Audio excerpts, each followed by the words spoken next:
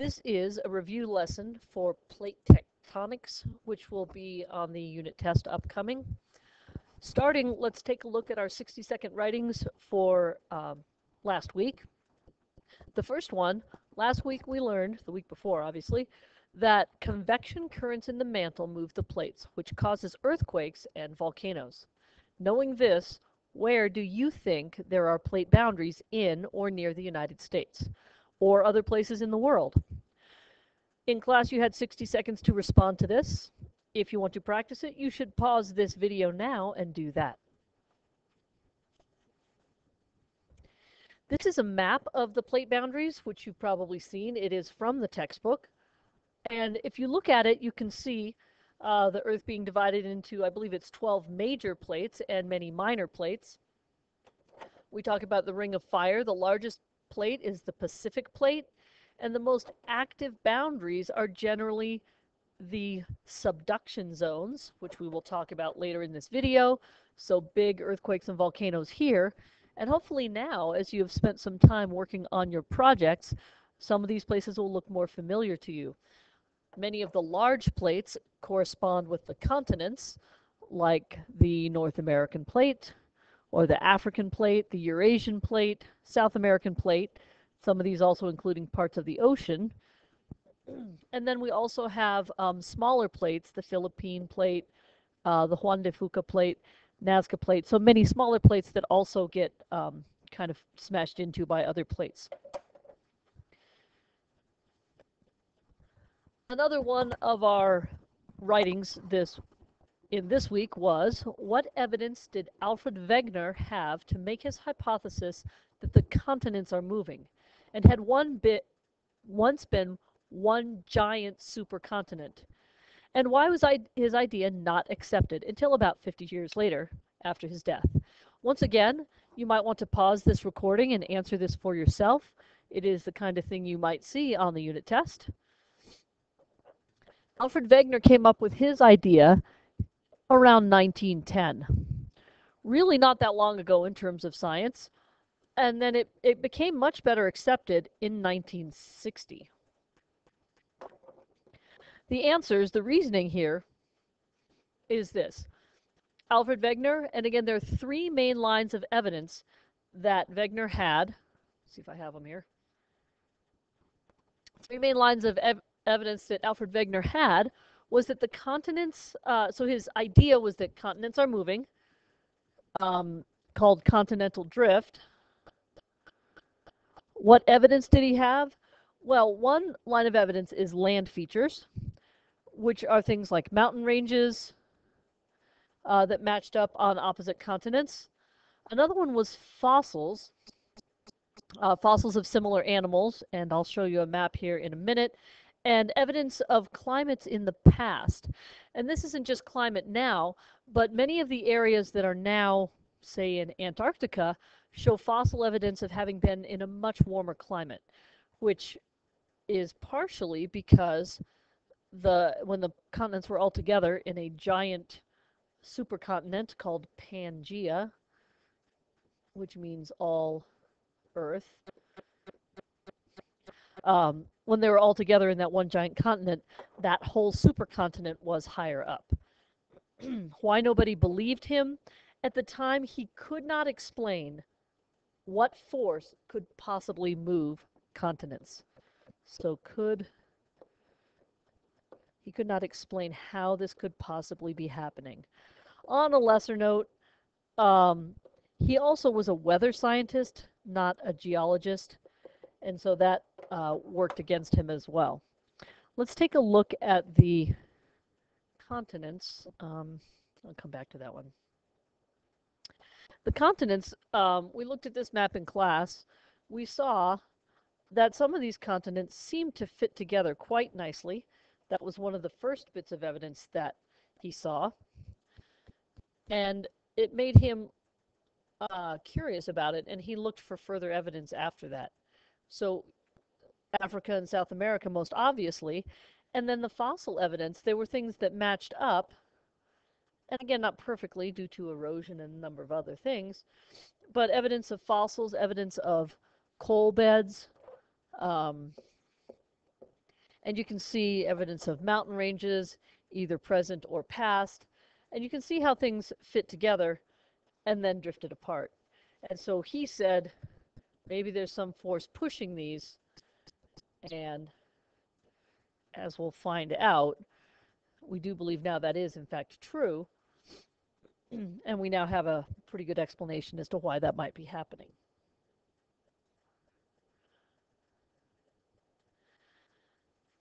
Okay, so here, continental drift hypothesis, plate tectonics theory, and seafloor spreading. Let's take a look at what's next. Okay, our next 60-second writing was, what is the difference between a hypothesis and a theory? For example, continental drift was Alfred Wegener's hypothesis, and about 50 years later we come up with plate tectonics theory, which is what we teach here, and also what is in textbooks. So what is the difference between a hypothesis and a theory in general, and specifically for the plate tectonics? Again, you might want to pause the video so that you can answer this for yourself. A hypothesis is an educated guess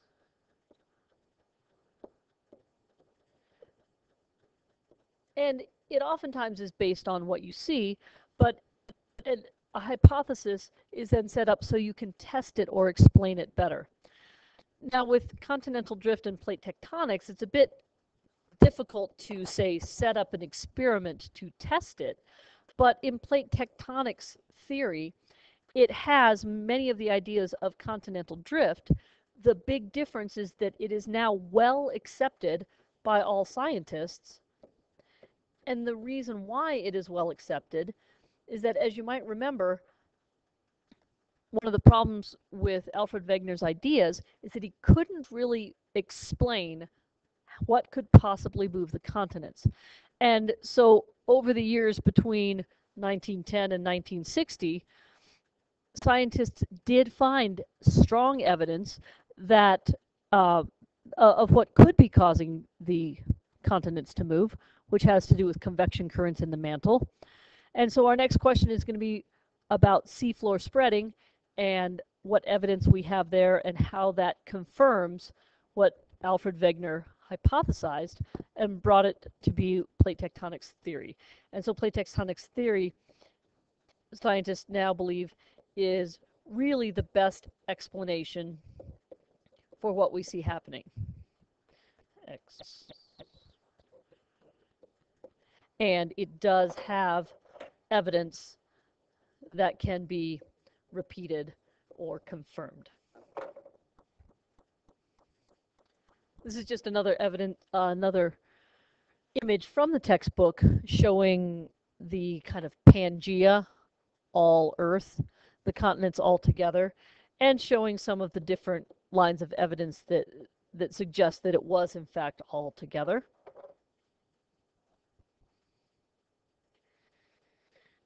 Along the mid-Atlantic ridge, which we now know to be a plate boundary, a divergent plate boundary, which we'll talk about in just a minute, not only did we find evidence here that the plates were moving, but if in fact they are moving apart here, that also continues to confirm Wegener's idea because it pushes South America away from Africa in exactly the way that Alfred Wegener hypothesized might be happening. These different plate boundaries, again, are showing some of the many boundaries in which direction things are moving. Mid-ocean ridges, in green, are where they are moving apart from each other. Deep ocean trenches, you might remember, are formed at subduction zones where the two plates are pushing together. So again, you can see, going through this image, which is also from the textbook, what seems to be happening with plate tectonics. Seafloor spreading. Seafloor spreading is the evidence that was needed to show that the continents are moving, to show what force could possibly move the continents, and demonstrate, in fact, that it is still happening today. At areas like the mid-ocean ridge, We have oceanic crust, so at the bottom of the ocean, and we have molten material here, volcanic activity, and here at the ridge, you're getting volcanoes, you're getting lava, all sorts of activity happening here. Now, how do we know, in fact, that these are moving apart from each other? Well, scientists, and in the 60s first, they saw, or 50s, they saw this first with sonar and drilling samples. But if you look at there's almost like stripes in the ocean floor. And over here, and over here, there is new rock. And they can date using radioactive dating. This sample and this sample are the same age, which suggests they were pushed away from the center at the same rate. And similarly, they can look at things farther away, whatever X distance, however many miles, and again, date it, and it does confirm that they are the same age at the same distance. So this is one piece of evidence that supports this. Another one is very interesting. It has to do with magnetic field that is magnetic fields of the Earth. The directions are preserved in the rocks. This is a little more complicated, but basically when the melted rock, when the lava is melted, when it's magma, uh, it can basically be formed into a magnet that is affected by the Earth's north and south poles. And in a very strange development, it turns out that the north and south poles of the Earth, some points over the history of the Earth, have switched. So what we think of as north had the south, and this was north. So say south is negative charge and north is positive, they were reversed. And because new material keeps being formed, you can actually see these magnetic stripes being preserved in that rock as it cools. A little bit confusing, but again, it's evidence that does in fact confirm the constant creation of new crust at this ocean boundary. If you want more details on that, you can double check in the textbook. The level of detail you need to know is basically just that there are a number of lines of evidence that confirm that this new crust is being formed at a somewhat constant rate in a number of areas. And then to kind of complete the cycle, new crust is being formed. So you might think, well, is the Earth just getting bigger and bigger, and why isn't the crust just wrinkling up? Well, it turns out that at the mid-ocean ridge, crust is formed. And then when it hits the continent, remember the continental crust is less dense. And because of that, it kind of floats on top. The oceanic crust gets pushed underneath and destroyed. So here you have old crust is destroyed, and actually you get volcanic action here, and here new crust is made. Again, further evidence of continental drift and plate tectonics.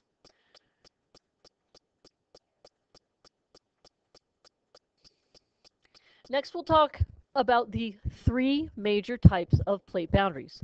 There are divergent boundaries. Divergent means to move apart. Convergent boundaries and transform boundaries. As we look at this, divergent, they are moving apart. And on a further slide, I'll have a bit more detail than this, but just for the very quick overall, convergent boundaries, converge means to come together. The plates are moving together, and we'll talk about some additional detail on that. And transform is the one that doesn't easily explain. Transform boundaries are moving side by side. So, divergent boundaries. You can either have oceanic crust. This happens at a mid-ocean ridge. And as we talked about on the last slide, at the mid-ocean ridge, we have new crust being formed. So new crust is formed. It is a constructive boundary because we have new rock being formed. If you have continental, so on land instead of under the ocean, we get something called a rift valley. And a good example of this, a rift valley, is found in Africa. the African Rift Valley, it's called. And again, there's volcanic activity where these two plates are being pushed apart. You might remember in class, we also looked at some Google Earth images, and so you can do that on your own time and identify some of these boundaries. Secondly, the convergent boundary. You can have, again, a couple subsets of this convergent boundary. First of all, you can have continental crashing into more continental. So continental crust, moving into each other. And here we get mountain building. And so the crust is just pushed into each other and pushes upwards, making mountain ranges. And again, that's continental. The same thing would happen if both plates that are moving towards each other are oceanic. They're of the same density, and so they just kind of move upwards. Then, probably the most interesting boundary is when you have a continental piece of crust crashing into an oceanic piece of crust. And so this, of course, is supposed to be an arrow here. But continental crashing into oceanic, what happens here, it's a destructive boundary. We call it subduction. You can remember that. Sub means below. So subduction, it's pushing it below. Submarines go underwater. The subduction zone is in the ocean. So as you see here in our picture, the oceanic crust gets pushed under the less dense continental crust, and as we saw in the other picture, as the oceanic crust gets pushed into the mantle, it melts, heat, pressure, and you get volcanoes. Finally, we have the transform boundary, and you see here I don't have a tremendous amount of detail, but it can be either continental crust, oceanic crust, but in either case, the crust is neither created nor destroyed because it is moving side by side. A stunning example of this is the San Andreas Fault in California, which is, depending on what source you read, between 300 and 800 miles long, and is responsible for all of those famous and infamous California earthquakes. So crust is neither created. In class, we also watched an earthquake video that talked about the very devastating earthquake in Haiti in 2010, and that earthquake also happened along a transform fault. So although crust is not destroyed, they certainly can be very destructive natural disasters. Here again, this was another one of our 60-second writings, but again, looking at this map that we already talked about, being able to look at a map and predict which direction the plates are moving. I believe that is it for plate tectonics. You can, for the next lesson, you can check out the flip lesson about volcanoes.